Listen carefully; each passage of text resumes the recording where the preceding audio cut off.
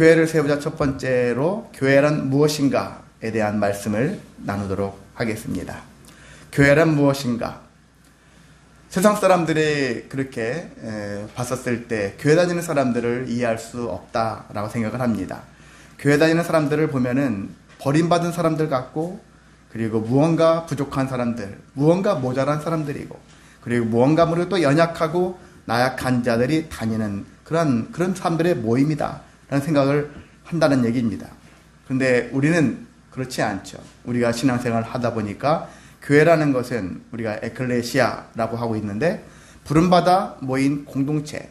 근데 누구로부터 부름을 받았느냐, 이게 중요한데, 예수 그리스도를 믿는 그 믿음으로 말미암아서 주님으로부터 그 고백하는 성도들이 모임을 얘기하고 있다라고 할 수 있습니다. 그래서 우리는 예수님을 어떻게 믿는지를 생각할 때 영접 기도라는 게 있잖아요. 사람들한테 영접 기도를 이렇게 예전에 훈련받을 때 나는 죄인인 것을 고백하는 거죠. 우리 많은 사람들이 내가 죄인이다, 너 죄인이야 하면은 그걸 인정하지 않으려고 하죠. 근데 내가 죄인인 것을 깨닫는 때가 있습니다. 내가 무언가 세상에서 말하는 어떤 형사법을 내가 위반해서 비로소 죄인인 걸 깨닫는 것이 아니라, 왠지 전능하신 하나님 앞에 섰었을 때 오는 뭔가 모르는 죄인 의식이 있거든요. 그 죄인됨이 있거든요. 그 죄인됨을 고백하는 것이죠. 그것이 아니라면은 사람들은 착각할 수 있어요. 나는 깨끗하게 살았어. 많은 사람들이 그래요.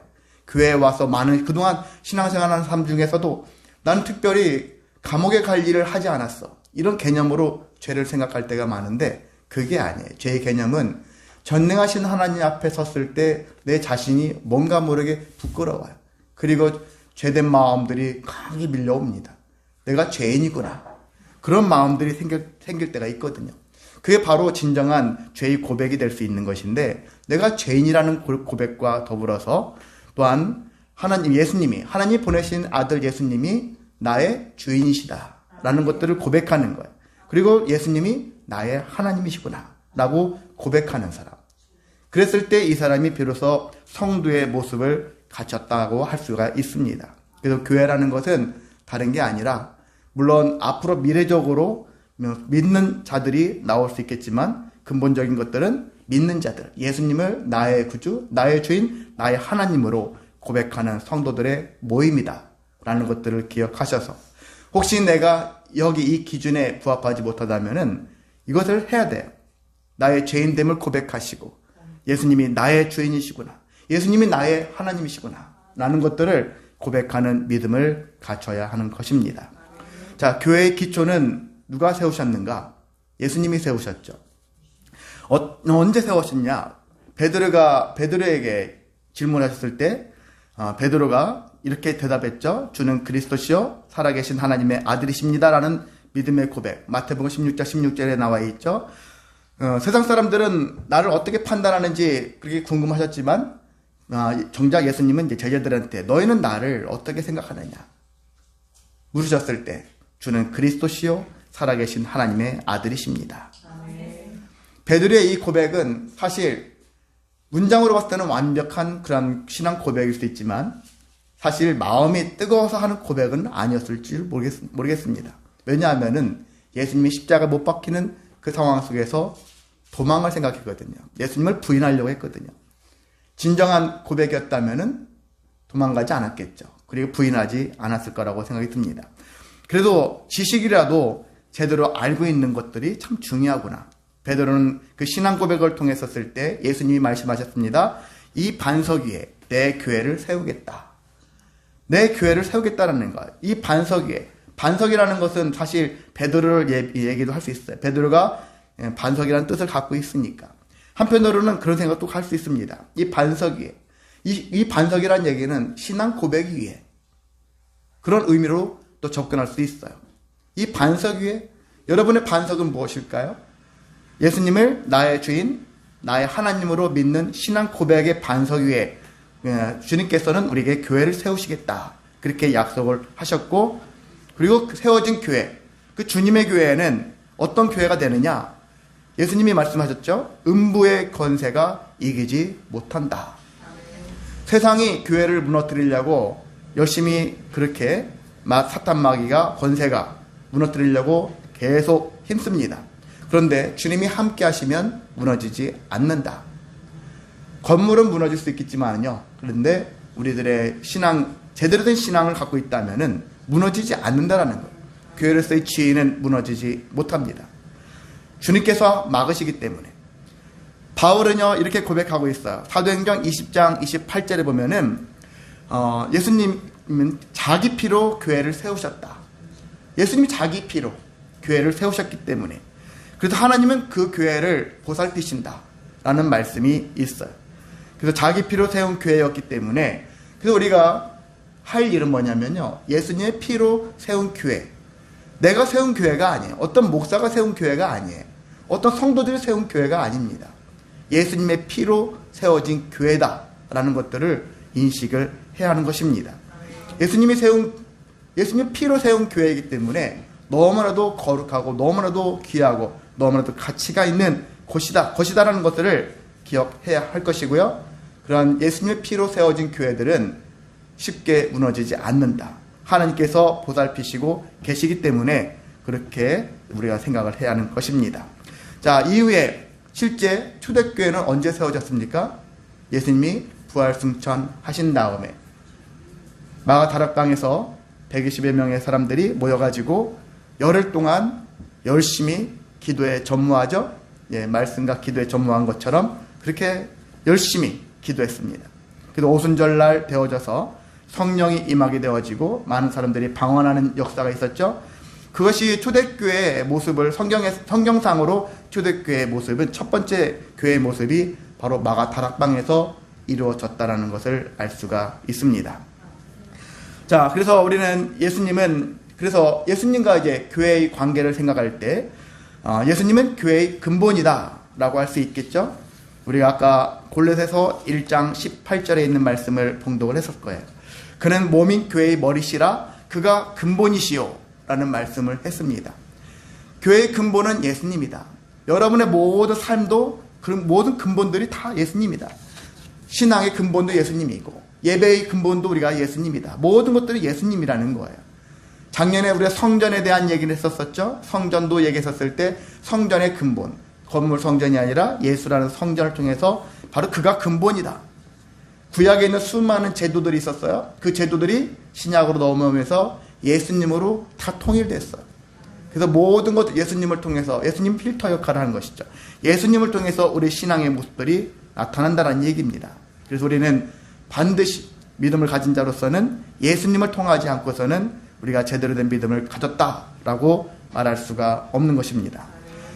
바울은 여러 곳에서 교회에 대한 이야기를 하면서 에베소서에서도 그런 만물이 교회의 머리로 주셨느니라. 교회는 그의 몸이다. 그렇게 교회와 머리의 관계를 얘기를 하고 있습니다. 고린도전서 12장에도 너희는 그리스도의 몸이요 각 지체의 각 부분이다. 이렇게 얘기를 하고 있습니다. 그렇습니다. 우리는 교회는 우리를 얘기하고 있죠. 그의 몸이다. 예수님의 몸이다. 그래서 머리는 온몸을 주장하죠. 머리가 온몸을 지체를 다 지배합니다. 그랬었을 때 교회는 머리 대신 예수님을 중심으로 믿음의 삶, 믿음의 행위, 신앙의 활동을 해야 한다는 것입니다. 저는 여러분한테 신앙인으로서 믿음을 가진 자로서 세 가지를 늘 얘기하죠. 첫 번째는 하나님을 제대로 믿는 일, 그리고 여러분이 죄로부터 멀리하는 것, 의롭게 사는 일, 의로운 일을 하시고요. 남을 베푸는 선한 일을 하라 라는 얘기를 말씀을 드렸는데요. 우리가 믿음의 활동, 이 모든 것들을 하나님 앞에서 믿는 일과 의로운 일과 선한 일들을 하면서 살아가야 하는 것입니다.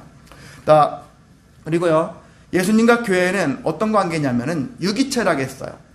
그냥 공동체다. 무슨 여러 가지 관계로 얘기했지만 가장 좋은 관계는 유기체다. 서로 유기적인 관계다. 독립된 관계가 아니라 그걸로 함께 연합되어 있는 관계라는 얘기죠. 그래서 만약에 우리가 성도들이 교회의 모임을 사랑하면, 그래서 예수님을 사랑하는 것이 되어지고요. 교회를 해서 봉사하거나 헌신하게 되어지면 예수님을 위해서 봉사하거나 헌신하는 것이 된다는 것입니다. 반면에 우리가 교회를 비방하거나 핍박을 한다고 생각해 보십시오. 교회를 비방하거나 핍박하는 것은 예수님을 비방하거나 핍박하는 것이 될 수 있다는 것입니다. 제가 한 12년 전인가요? 우리 교회 한때 나왔던 어떤 아기가 딸려있는 가정이 있었어요. 그 가정이 교회를 나가게 됐는데 좀 제가 충격을 받은 적이 있었어요. 첫째를 하고 한 1년밖에 좀 안 지났는데 둘째를 낳았거든. 첫째를 낳았는데 돌을 같이 낳았는데 저희가 가정을 신방을 했었는데 그 신방을 거기에서 뭔 얘기 하다가 그 자매가 애기 엄마가 일을 나가려고 하더라고요. 애기 돌밖에 거의 지나지 않았는데 저희가 권면해서 조금 더 키우면 어떻겠느냐. 가정에서 엄마가 더 키웠으면 좋겠다. 그런 권면을 했는데 그 권면을 좀 곱지 않게 들었는가 봐요. 나중에 나갈 때 메시지가 교회를 안 나오기 시작해서 보니까 메시지를 보냈는데 교회를 나가는 것이 지옥을 가는 것 같은 마음이었다. 그런 식으로 고백하는 거예요. 그래서 제가 엄청 충격을 받았어요. 그래서 제가 나중에 저도 항의를 했습니다. 그건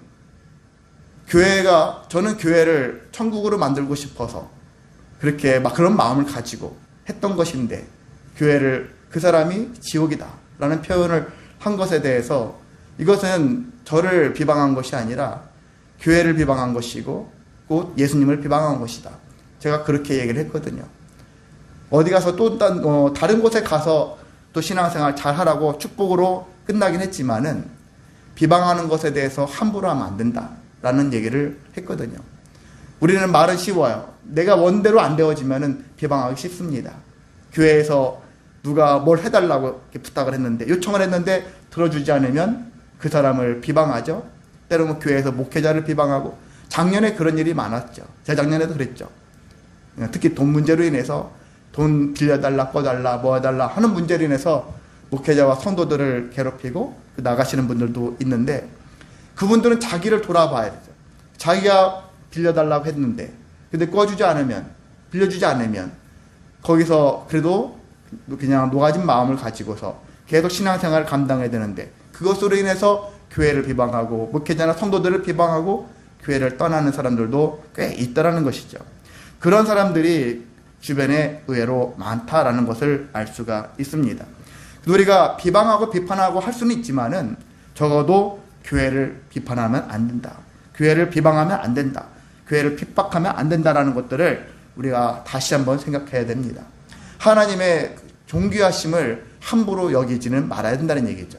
사람과 사람은 실수할 수 있고요. 죄를 범할 수 있어요. 그런데 그것으로 인해서 믿음의 삶을 다 이상하게 얘기하고 하나님까지 비방하고 멸시하는 그런 마음을 품는 것들은 합당치 못하다라는 것들을 우리는 반드시 기억해야 하는 것입니다. 또한 교회에 무관심하면 어떻게 되느냐? 예수님에 대해서도 무관심한 것이 된다. 왜? 교회와 예수님은 유기체로서 연결되어 있거든요. 그래서 교회에 대해서 무관심해? 나는 예수님한테만 관심이 있어? 그것은 우리가 어떻게 반쪽짜리 신앙생활에 지나지 않습니다. 그래서 예수님을 사랑한다면 교회도 사랑할 수밖에 없고 또 교회를 사랑한다면 예수님을 사랑하는 것이 된다라는 것들을 우리가 그 성립을 하셔서 그런 관계로 유기체 관계로 여러분이 신앙생활을 감당하시기를 소망합니다. 자, 이처럼 우린 교회와 예수님은 뗄 수 없는 엄청 밀접한 관계에 있기 때문에 이 관계를 잘 유지할 때 은혜가 있다는 얘기죠. 구원의 은혜를 비롯해서 우리에게 수많은 삶의 은혜들이 넘치게 되어지고요. 또한 열심히 주님의 주신 사명을 감당할 때 상급도 넘치게 될 수가 있습니다. 우리가 그래서 주님과 삶이 힘들고 괴롭고 낙심되어질 때 주님과 더 밀접한 관계를 맺으며 살아가는 저와 여러분 되시기를 소망합니다. 근데 안타깝게도 이 현실을 돌아보면은 사람들이 방향을 잃은 사람들이 많죠. 예수님과 관계를 잃은 사람들이 많아요. 그래서 그런 교회들이 많습니다. 교회라는 간판을 달고 있지만 교회 공동체를 형성하고 있지만 예수님과의 관계가 아니라 예수님으로 말미암은 그런 방향성이 아니라 잘못된 것을 더 많이 품고 살아가는 그러한 성도들이 있다라는 것입니다. 왜 그럴까?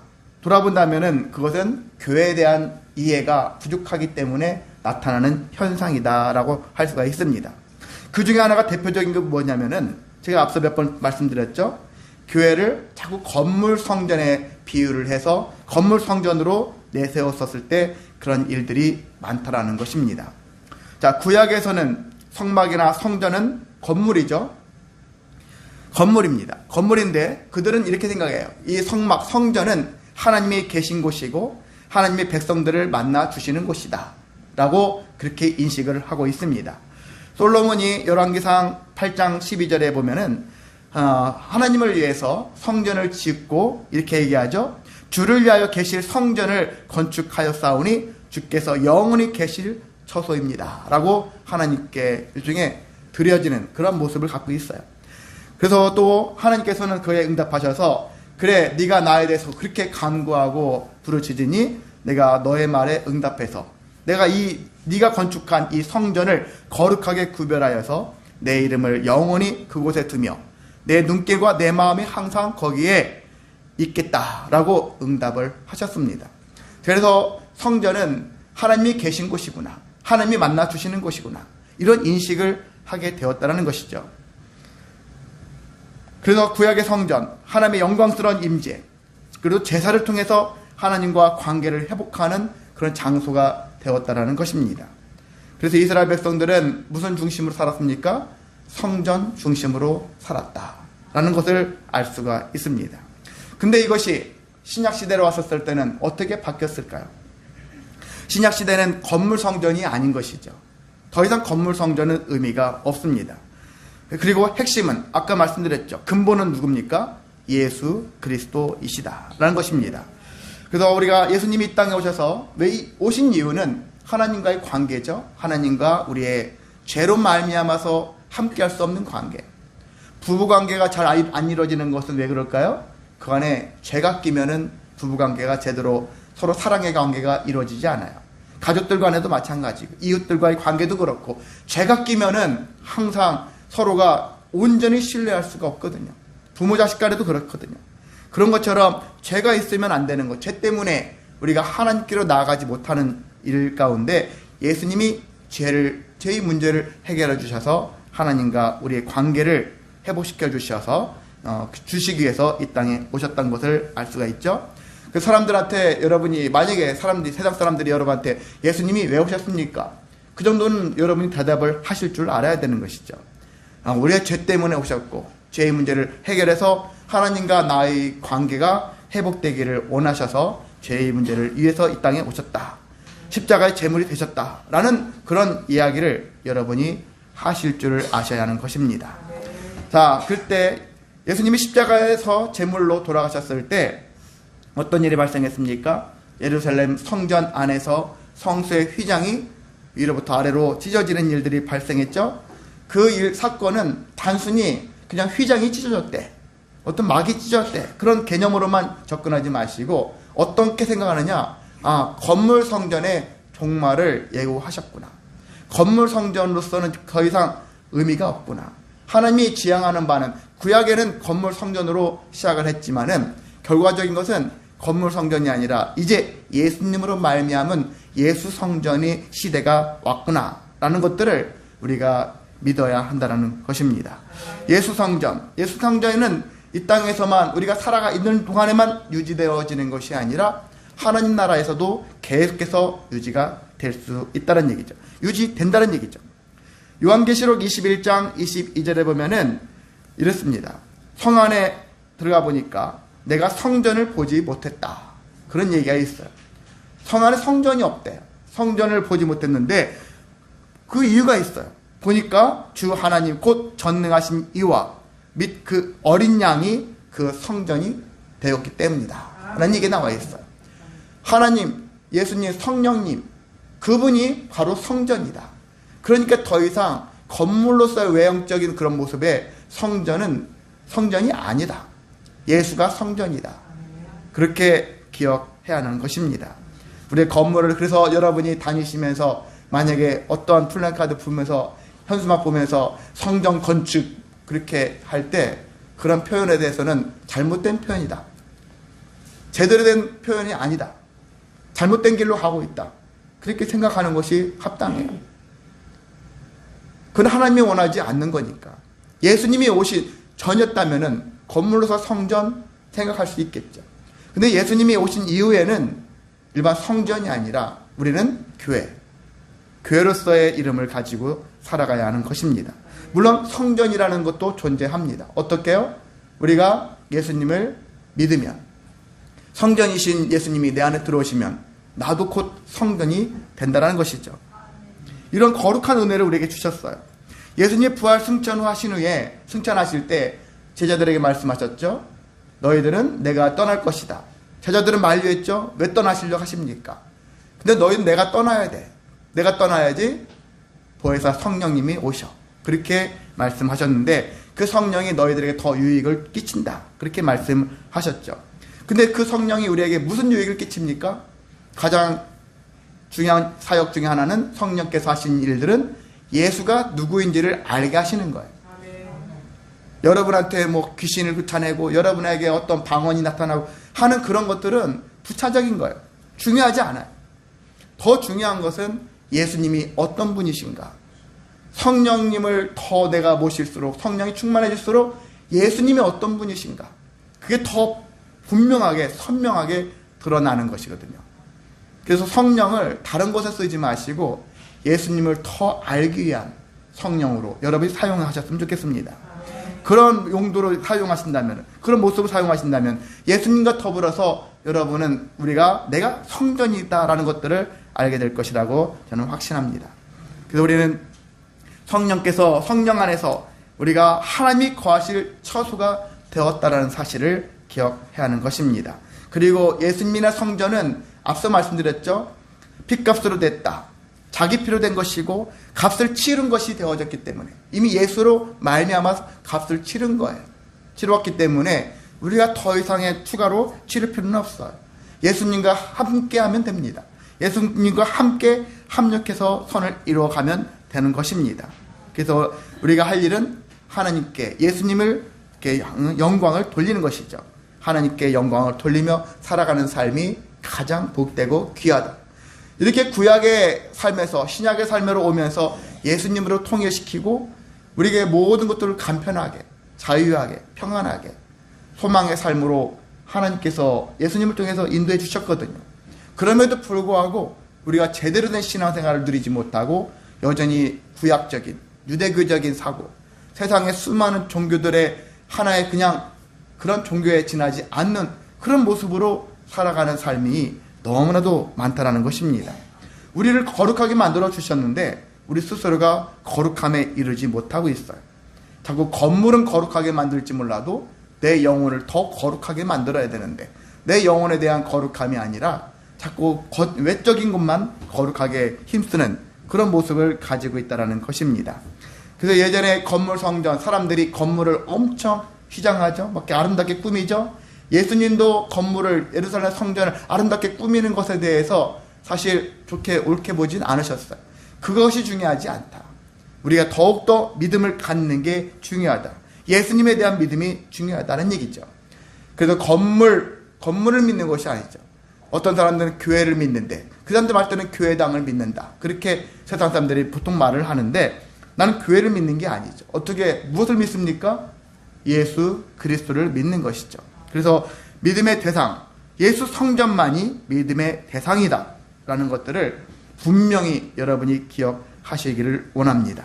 나는 성전이다. 예수님을 모신 성전이다. 또한 이 또한 기억을 해야 하는 것입니다. 이렇게 하게 되어지면은요, 많은 사람들은 교회 건물에 치중하고 숫자에 치중하죠. 사람의 숫자에 치중하고 재정의 숫자에 또한 치중하고, 물론 너무 부족하면 좀 괴로워서 계속 고민이 떠나지 않을 수밖에 없어요. 그것을 가지고 살 수밖에 없습니다. 또 너무 많아도 그렇겠죠. 근데 근본적인 것은 그런 마음을 갖지 않으려고 몸부림치는 것도 중요하다는 것입니다. 어떤 사람들 종종 보면은요, 그런 사람들이 있어요. 어떤 가수, 어떤 되게 유명한 기업가 보면은, 제가 최근에 몇 사람을 봤더니 자기는 돈에 대해서 그렇게 관여를 하지 않는데요. 그 돈은 다 맡긴대. 그냥 자기가 돈이 얼마 벌리는지 뭐 하는지 모른대. 자기는 돈이라는 것들은 돈이 중요한 것이 아니라 내가 하고 있는 일이 더 중요하다. 이 가치 있는 일을 했었을 때 자기가 살아가는 삶의 의미를 깨닫고, 돈이 그것은 부차적으로 내가 하다 보면 돈이 쌓이는 것은 부차적인 일이지 돈을 벌기 위한 목적으로 이 일을 하지 않는다. 그런 얘기들을 하더라고요. 사람들은 돈이 있으니까 그 소리 하지, 이렇게도 말할 수 있겠지만, 그런데 그들은 얘기를 쭉 들어보니까 가치가 돈이 아니에요. 돈은 내가 열심히 함으로 인해서 자동으로 따라오는 것이다. 이런 개념을 갖고 있지. 근데 우리는 돈을 추구하잖아요. 돈을 벌기 위해서 이런 개념으로 먼저 시작하고서 삶을 출발할 때가 많은데, 그렇지 않은 사람들도 꽤 있다라는 얘기죠. 저와 여러분도 그렇게 되어주시기를 원합니다.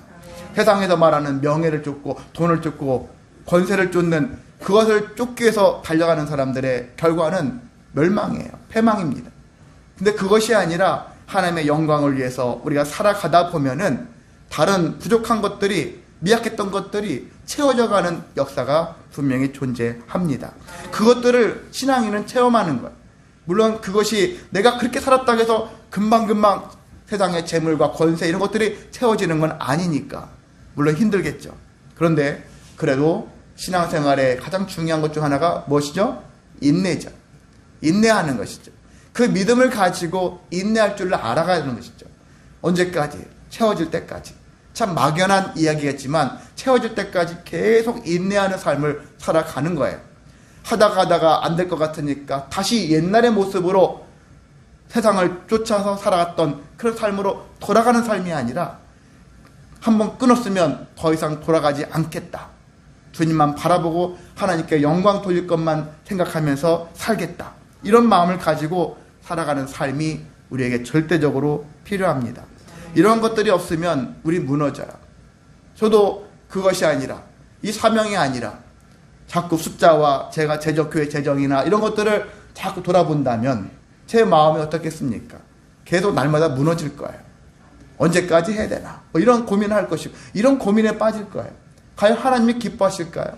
하나님께서는 보호하신다, 세워주신다, 이렇게 역사하신다 말씀하셨는데 하나님 무너뜨리는 것이 아니라 우리가 무너지는 거죠. 내 자신이 무너지기 때문에 무너지는 것이지, 하나님은 무너지지 않거든요. 하나님은 무너뜨리지 않습니다. 그래서 우리가 우리 자신도 무너지지 않는 마음이 필요하다. 무너지지 않으려고 하는 믿음을 가져야 한다는 것입니다. 그래서 우리에게 관심은 이러한 숫자에 대한 관심보다는 하나님이 하신 일, 예수님이 이 땅에 오셔서 하신 일들을, 우리에게 또한 말씀하신 사명, 이것들을 집중해야 될 것이고요. 그 중에 가장 중요한 일들이 뭐냐면 사람 성전을 만들어가는 일이다 라는 얘기입니다. 사람 성전을 만드는 일은 다른 게 아니라 전도하는 얘기죠. 쉽게 얘기해서 전도하는 거예요. 전도해서 그에게도 죄를 고백하고 예수님을 나의 하나님, 나의 주인으로 믿을 수 있도록 세워가는 삶, 이것이 가장 가치가 있다라는 것들을 우리가 이 시간 다시 한번 기억하시기를 원합니다. 이렇게 살 때 어떤 일이 발생하느냐? 내 자신의 삶 속에 부흥의 역사가 일어날 수 있다는 것입니다. 신앙의 회복의 역사가 넘칠 수 있다는 것입니다. 그것을 상실하게 되어지면, 제가 최근에 교회에 대한 기도할 때 이런 기도를 많이 하죠. 교회가 타락하지 않도록, 부패하지 않도록, 변질되지 않도록. 세상의 교회들이 사실 많이 이렇게 되어가고 있어요. 안타깝게도 이렇게 되어가고 있습니다. 하나님 말씀대로가 아니라 세상의 이치와 원리를 더 많이 관심을 기울이면서 하나님 말씀이 그들에게 뒷받침해주는 도구로 전락해지는 일들이 많아지고 있습니다. 안타깝다라는 생각이 들어요. 다시 회복해야 됩니다. 세상의 수많은 것들이 오히려 말씀으로 정화가 되어지고 다시 거룩하게 되어야 되는데, 말씀이 세상을 따라가고 있는 형국이 되고 있다는 얘기죠. 목사들도 이쪽 저쪽으로 파가 나눠지고 서로가 갈등 구조가 되어지고 사람들한테 검증되어지는 일들이, 세상의 논리로 그렇게 검증되어지는 일들이 합당하지는 않잖아요. 그래서 이것은 세상 사람들뿐만이 아니라 저는 목회자를 비롯해서 교회 안에 성도들이 정말 정신을 차려야 된다. 하나님 말씀을 통해서 하나님이 어떻게 역사하실 것을, 우리에게 어떤 기대를 하시는지를 우리가 바라볼 줄 알아야 한다는 얘기죠. 그것들을 놓치면 우리는 세상의 단체와 별다를 것이 없다는 얘기죠. 이렇게 시간 내어서 여러분이 모일 필요도 없는 거예요. 시간 낭비고 한마디로 돈 낭비예요. 그것이 헛되지 않으려면 여러분이 스스로가 성전으로서 또한 우리가 교회로서 내가 교회다. 머리 대신 주님을 통해서 우리가 주신 사명, 주신 은혜 누리고 나누며 살아갈 수 있는 삶이 되기를 위해서 우리가 해야 된다는 얘기죠. 누가 하는 것이 아닙니다. 내가 해야 된다는 것들을 기억하셔서 그래 나는 성전이자 교회다. 나는 성전이자 교회다. 하나님께서 성전을 세우시고 교회를 세우셨는데 내가 무너지지 않게 해야 되지 않겠습니까? 그 일들을 기억하시면서 저와 여러분이 오늘도 내일도 나는 성전으로서 나는 교회로서 세워가고 주신 사명 감당하며 살겠노라 고백하는 삶이 되시기를 원합니다. 특별히 교회 공동체 안에서 여러분은 찬양과 기도와 말씀 가운데 거심으로 말미암아서 하나님이 공급해 주시는 능력이 은혜가 무엇인가를 발견하시고 그래서 하나님이 기뻐하실 일들을 감당하면서 영광 돌리며 또한 우리들의 삶은 계속해서 거룩하게 변화되기를 소망하면서 살아가는 금년 한 해 또한 평생의 삶이 되시기를 주님의 이름으로 소망하고 축복합니다. 네 시간 다 같이